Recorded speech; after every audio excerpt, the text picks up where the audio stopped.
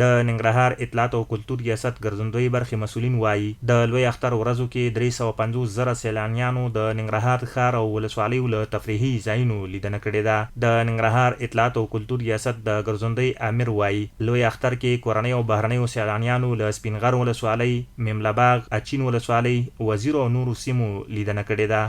ننګرهار په خپله په دغه موسم کې چې ده ډیر ښایسته ځایونه لري، لکه سپینغر ولسوالۍ سو، اچین سو، حصارک سو، همداشانتې د میملې باغ چې ډېر مشهور باغ ده، دغه ته د اختر په شپو ورځو کې ډېر زیات سیلانیان لاړو.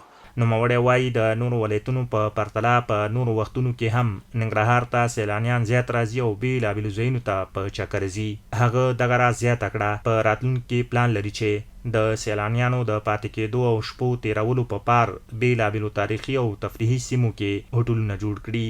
ننګرهار کې چې دی لکه توره بوړه، دلته موږ هم د وزارت سره خبره کړې ده او هغوی هلته د هوټل ترتیب ورته انشاءالله برابروي او داسې میملې باغ کې هم د هوټل ترتیب ورته برابر کړی ده او هلته به هم یو ښایسته هوټل جوړوي انشاءالله. دا چې د ننګرهار ولایت په همیشه بهار هم مشهور دی. د هیواد د نورو ولایتونو سیلانیانو سره ورته بهرني هغه هم په بېلابېلو وختونو کې راځي. د تفریحي ځایونو د لیدنې ترڅنګ د تاریخي سیمو هم لیده کاته کوي.